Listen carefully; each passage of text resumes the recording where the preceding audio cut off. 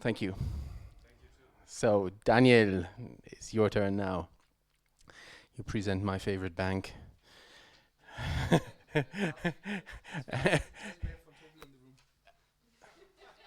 That's true. Can I start? Yes, of course. Cool, awesome.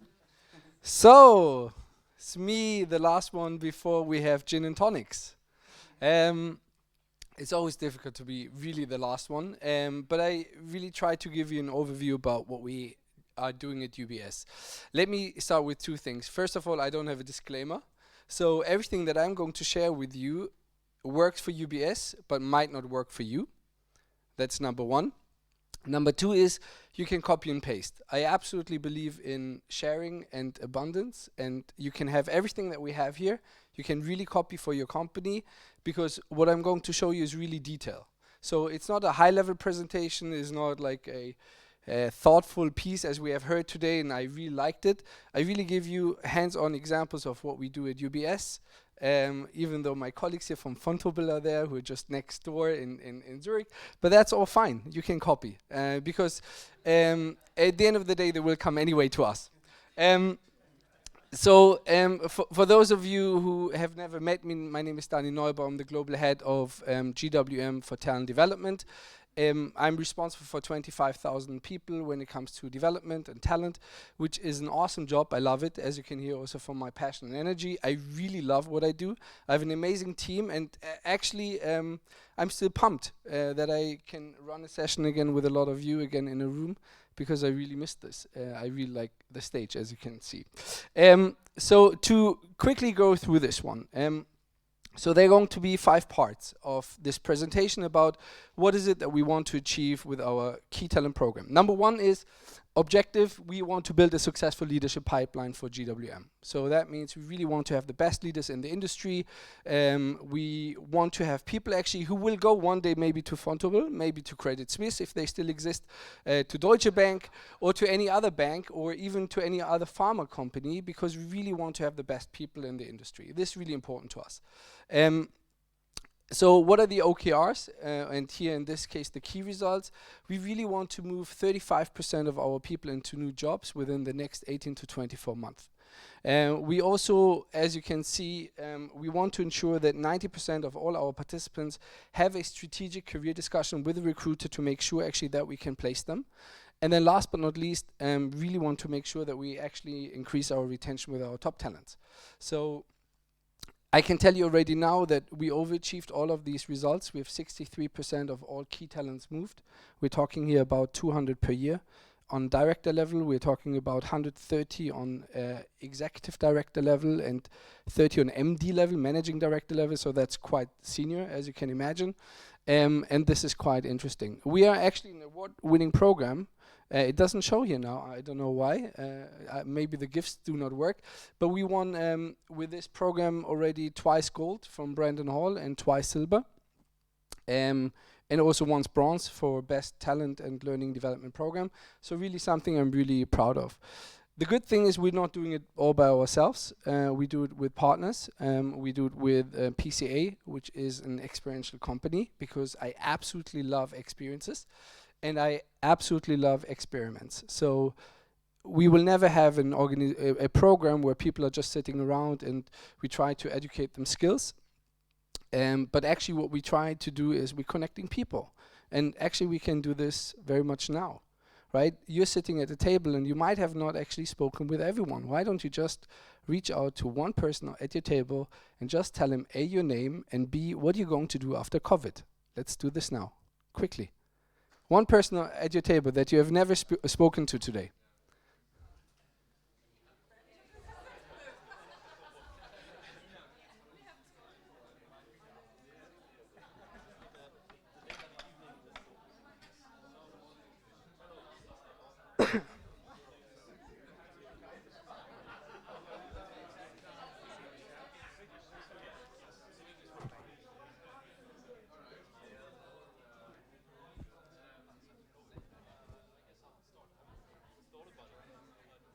I give you 20 more seconds.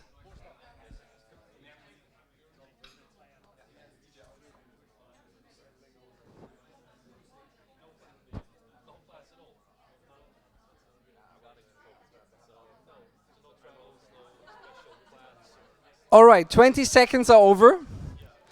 And here's the fascinating piece. Every time I'm running this with people, also at UBS, they don't stop talking. Why? Because people love to talk. And here's the funny thing, right? Even here at the conference, we came in this morning, we were sitting at a table, we look down, and we don't speak to someone next to us. But why would we come here? And that's actually exactly how we also design all our programs. We actually make sure that we connect people, because our purpose, and we have heard it, and actually I could have played bullshit bingo today, because we had bingo, we had heard purpose, agile, McKinsey. By the way, I'm very glad that we all feed the same monkey, because I've seen the presentation as well. I'm very happy about this, which just makes sense because we all are kind of aligned. I really like it. At the same time, sometimes I wish, let's be humans again, right? And let's connect ourselves. So our purpose at UBS is reimagining the power of investing, connecting people for a better world. It's actually something that I've seen very similar on screen today. So as you can see, our creative department was also not that creative. But nevertheless, what is important for me then as a learning development guy is how can I translate this and how can I connect people? So what we do in this program, actually, we connect them. And I'm going to show you now how. So who are actually these key talents and why they're there, and how have they been chosen? So let me just put that all up. So first of all, we believe that these people have the ability to grow within the next 1 to 2 years. They can take on a bigger role. And this is really important. The second most important piece is they actually have the aspiration themselves to do something differently. Because in most companies, and I don't know how it is in yours, but in ours, it was always the case, there's a line manager who says, hey, Danny's an amazing guy. He should go on a key talent program. He should take on a new role. And then he sent me to this program. I was sitting there, coming in, very similar as many of us this morning, sitting down and asking myself, what the hell am I doing here? I actually never wanted to change job, right? Nobody asked me. So this is a problem that we had as a company, and that's why we also said people should have an aspiration to really move roles.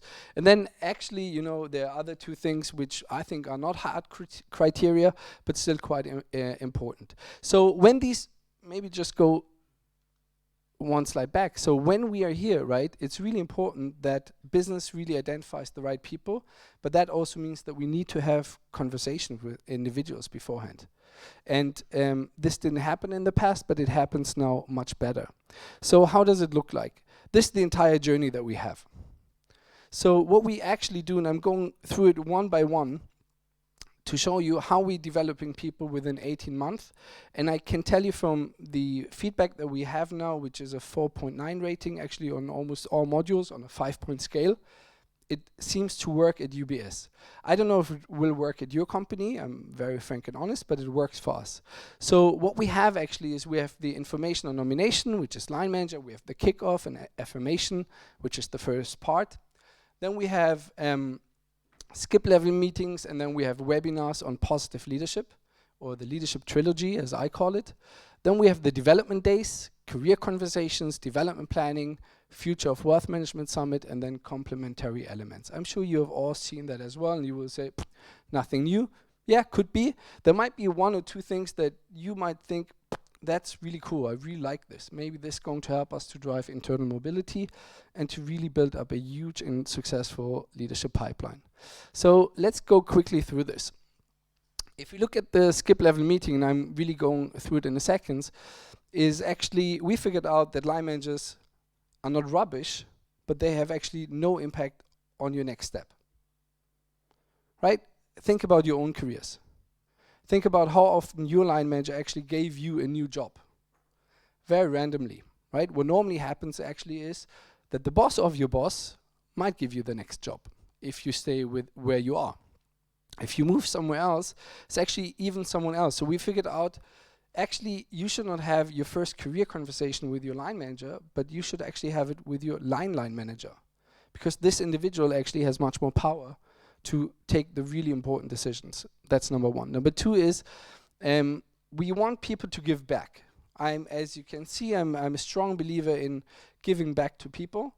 So we wanted everyone to go to Career Navigator, which is our internal platform of moving around, and we have rotations there and mentoring there, and now we also have skills there.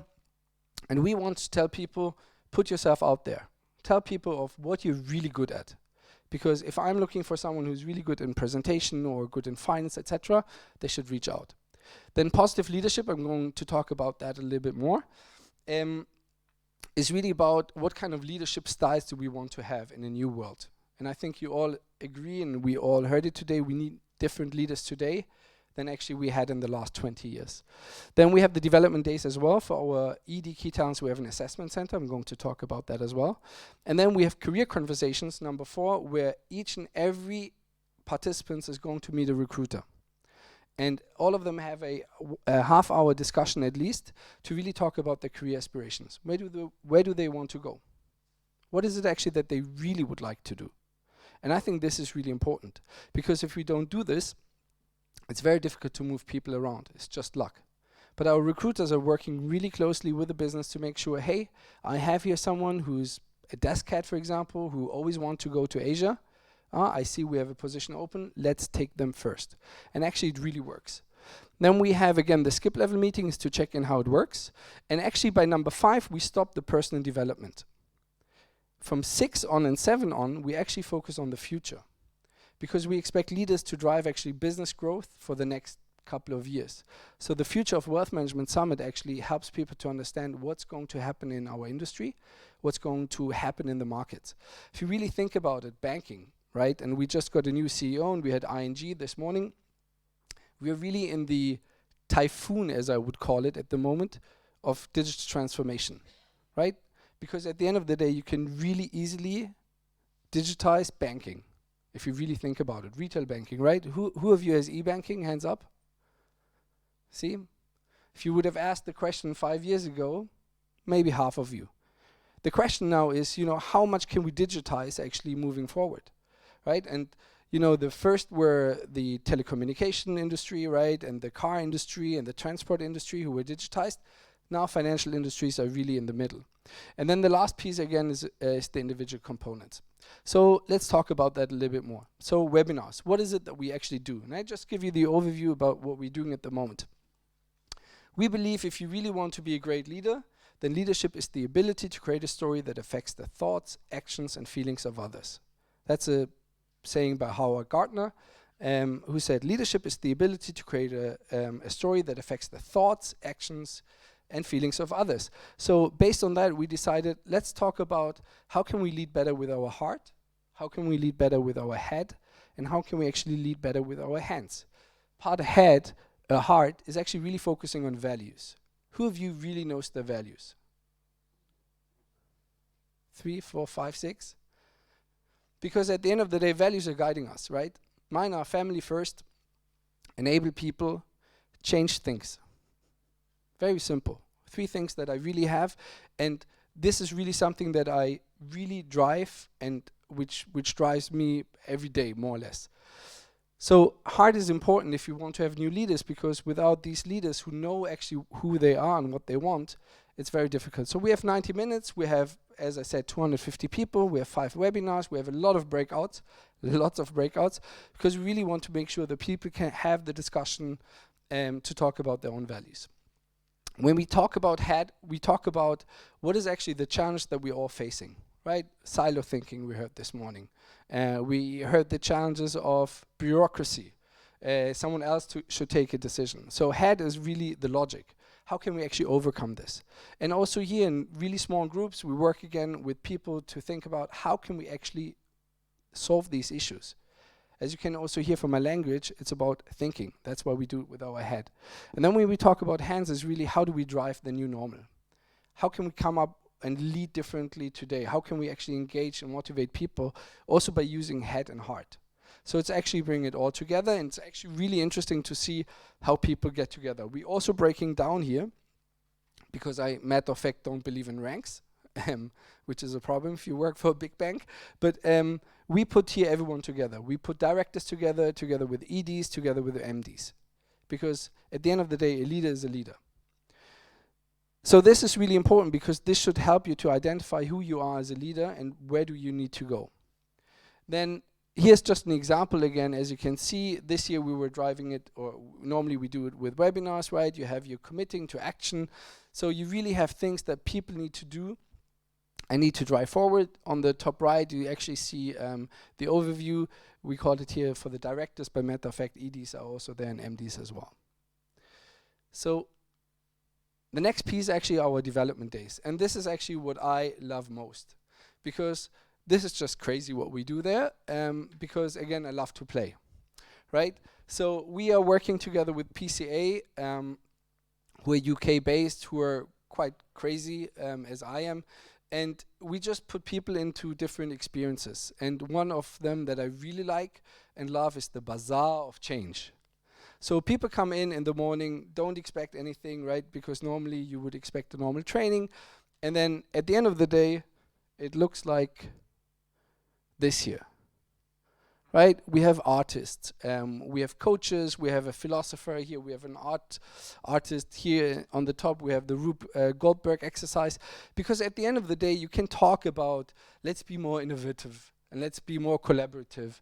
And we all understand it intellectually, let's face it, right? We all say, yes, we understand. But if you put people really into situations, you're actually quite surprised of how they always go back into the same behaviors. So what we do is we actually let people play. And we let them play for quite a long time. So the Rube Goldberg exercise here on the top left is about how innovative, how client-centric, and how collaborative are they. And it's interesting to see, for example, every time when we give them the Rube Goldberg exercise, I don't know, has anyone heard about Rube Goldberg? So Rube Goldberg was a cartoonist, actually, who tried to make out of a very simple task a very complicated one, which is very typical for UBS, right? So we take the easiest process and we make it very complicated, just that nobody understands. Very similar like lawyers, right? That's why they use weird language that nobody understands. But it's very similar actually in our world, right? So the idea here is to do something that is really complicated but actually has a very easy outcome. So in this case, they just need to do something which is yellow and loud, and they should build this huge area, right? So normally you see flying balls flying around, and then you have parachutes going up, and you have balls shooting, etc., etc. So a lot of things that are really crazy, and where people need to have a lot of imagination just to make a very simple process very complicated. And we're really good in that. I can tell you, our employees are awesome in this one. So what we do afterwards, of course, is reflecting on this, of how can we actually make it much easier for people. So that is part one. And the bazaar of change, as I said, right, you would go around and you would talk about things like agile leadership, you would talk about servant leadership, you would actually talk about your own values. And this is actually my favorite exercise here. One of the exercises that we have with agile leadership is draw your leadership. And everyone actually draws their own leadership. And you will be surprised how people actually see their own leadership, right? I mean, you can start now, right, whilst I'm talking, and I'm really not offended if you want to do this. It's really interesting how people see leadership. We had a guy who, for example, was drawing a light tower, right, and a ship and craziness, etc., etc. And then he put one person on the light tower, and then the coach asked him, this one here, so who are you on this picture?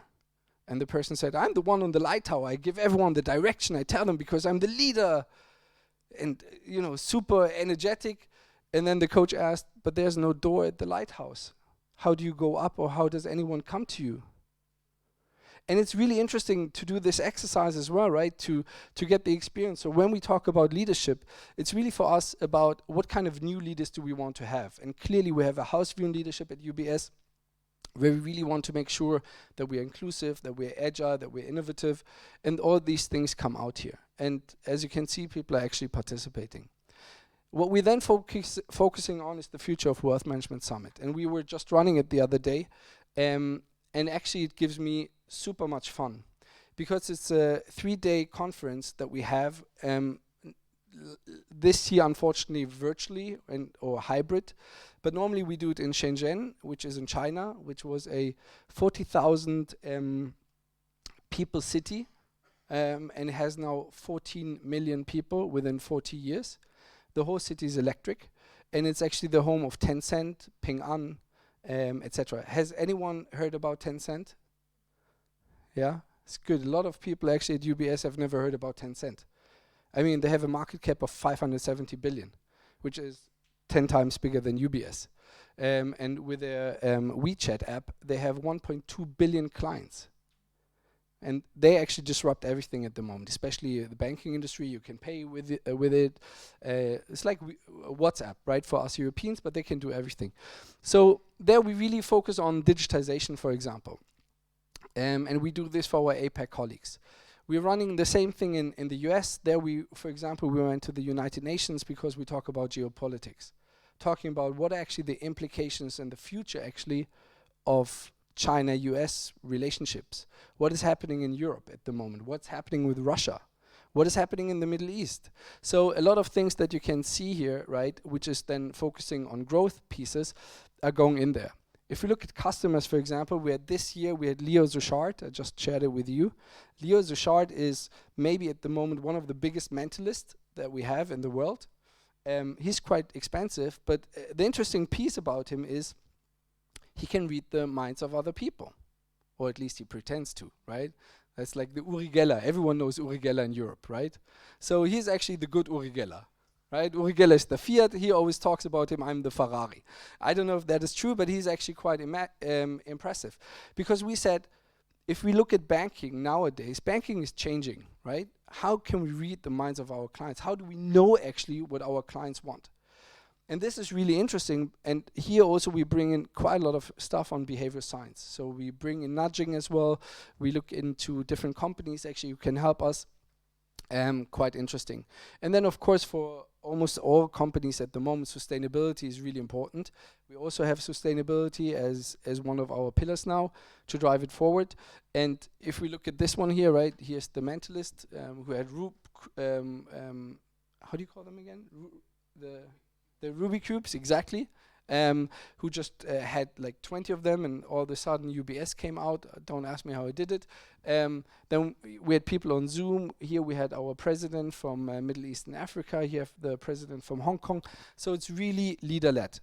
And I made it very clear from the very first beginning, also if you look at the entire process, that people really need to be, or that it needs to be leader-led, right? Without leadership buy-in, I think we all know that, it's just crap. It's just HR entertainment, and we have a lot of fun and great dinners, and I can tell you we have really great dinners, but it's not helping anyone. So it's really important that they're here. What we also look into, of course, are the complementary elements. So we have things in there like peer coaching, mentoring, presenting in MC meetings. We have the key talent roundtables. You see on the left side, we have rotation, shadowing, project work. We have the building skills, which is attending further trainings, participate at conferences. And we have especially give back, which is really important, which is cultural ambassador assignments and social engagement activities. So each and everyone after their second skip level meeting is actually building their own plan based on what the discussion was. So if I want to move, for example, from a desk head from A to B, right?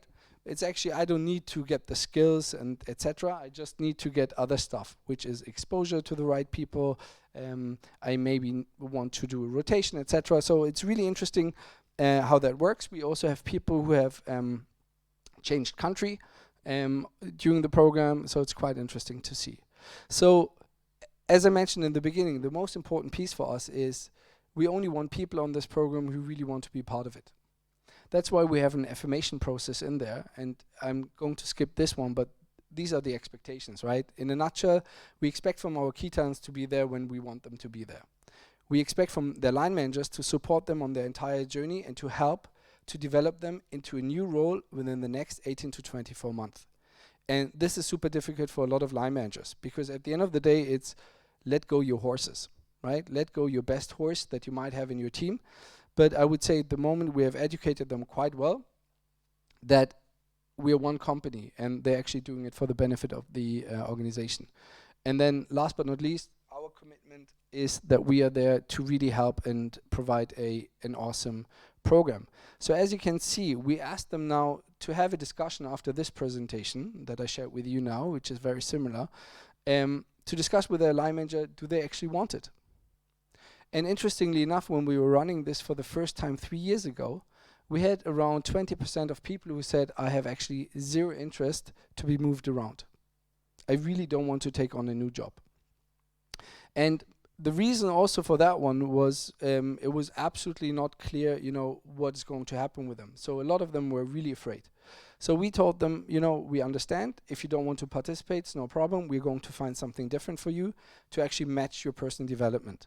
But this is really important. So as you can see here, with option 1, we told them from the very first beginning as well, if you want to be part of it, awesome. If you don't want to be part of it, awesome as well, right? Nobody is angry with you. You were just nominated. We give you other learning development opportunities which will help you to grow within role. So that's why we offer them, for example, the CLP core module. And then, of course, we wanted to have their feedback. So looking at the entire program, right? And I know that I'm really good on time, as you just indicated. The Key Talent program is really important to us, because it really helps us to build a really strong leadership pipeline. And if I look now at the leadership teams that we have across GWM, again, the top 25,000 people that we have, almost half of all leadership positions are filled now with people who are on the Key Talent program. So you can imagine actually the power that we have actually created within the organization of creating one common language, one common culture, one common thinking, one common understanding. For me, frankly, and open, it's very easy now to work with them, because most of the people have been on my program, they know me. It's much easier also from a learning development point of view to get their full buy-in, because they know actually, what they're signing up to. What is also interesting is actually this is only 5% of our entire time. So as you can imagine, as we're developing 25,000 employees, we have a huge learning curriculum for our employees. We have 4 flagship programs in addition. We have one for our front staff, we have one for our front staff leaders, we have multiple junior Key Talent programs. So this is just part of it, but I think this is one of the most critical pieces to really drive culture change at the organization. So from my point of view, thank you, and happy to answer any questions later then in our meeting.